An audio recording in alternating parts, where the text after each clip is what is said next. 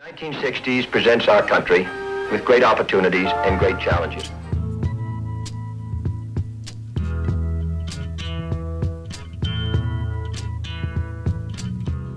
The 60s started with so much promise.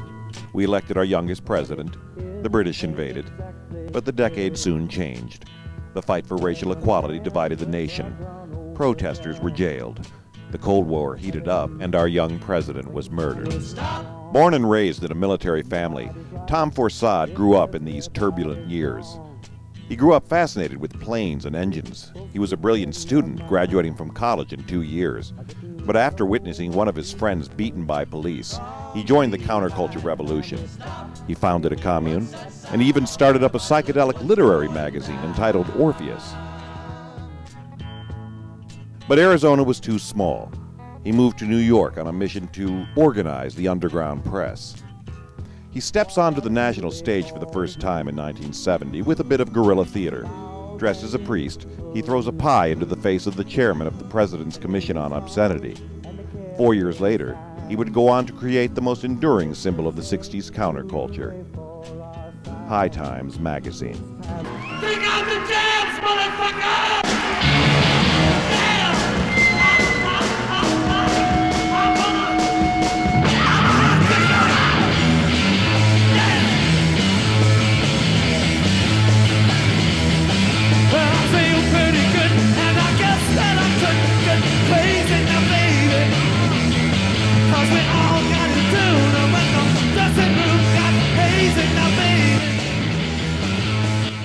Top-notch photographers, illustrators, writers, designers. They all came on board because they were fired up at the idea of doing this magazine. It wasn't just simply a counterculture magazine, but it was a magazine that was truly delivering a message of liberation, and it was subversive at the same time.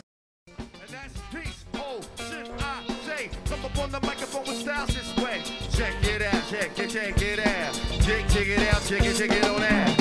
In 1964, Jasper Grootveld launched the Provo movement in Amsterdam, and Holland became the only country in the world to openly tolerate cannabis consumption. In 1988, High Times editor Stephen Hager traveled to Amsterdam to write an article on the first Dutch marijuana seed merchant, Neville, who had become a millionaire shipping high-quality seeds around the world.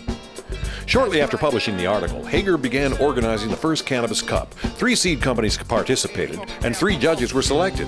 The winner was Skunk No. 1 from Cultivator's Choice. The next year, Neville took the top prize with a hybrid of Northern Lights, Haze, Early Pearl, and Skunk No. 1. For the 3rd cup, Neville won again with a pure strain of Northern Lights No. 5. After the seed companies were forced underground by the DEA's Operation Green Merchant, the 4th cup became a coffee shop crawl, won by Free City's Skunk. The 5th cup was won by Homegrown Fantasy with a Skunk No. 1 Haze Cross. The 6th cup was open to the public, and 50 judges attended. It was the first year coffee shops and seed companies competed for separate awards.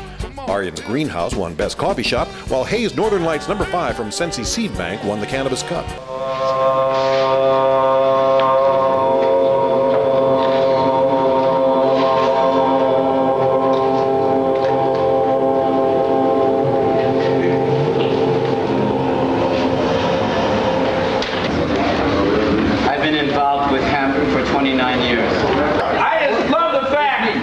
That there's brothers and I mean, we've been trying to do this since the 60s, bring brothers and sisters from all over the planet together in the name of hemp marijuana. If you make a revolution, make it for fun. Don't do it in ghastly seriousness. Don't do it in deadly earnest. Do it for fun. Jack Herrera and Sensi Seed Company. They took samples of Jack Herrera's skin and mixed it up with a seed. We got to be together. We got to love each other. We got to be together. We got to love each other. We got to be together. We got to love each other. We got to be together. We got to love each other. We got to be together. We got to love each other. Press showed up from all over the world. The BBC was there, 60 Minutes came, This is a copy of the Rig Veda.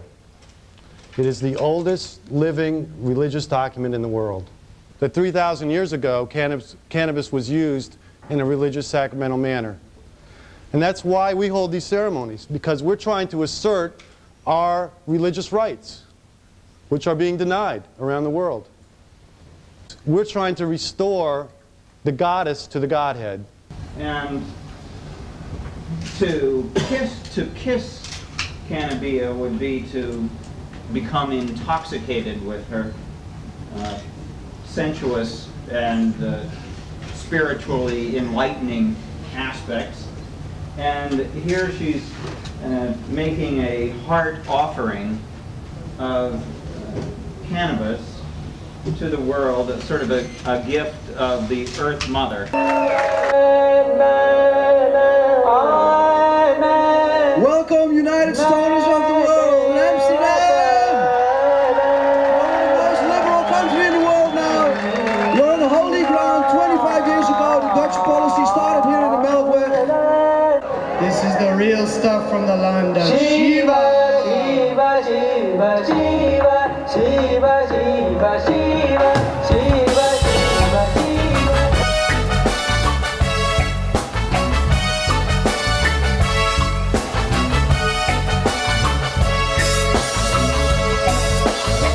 Sesame, here comes Rastaman.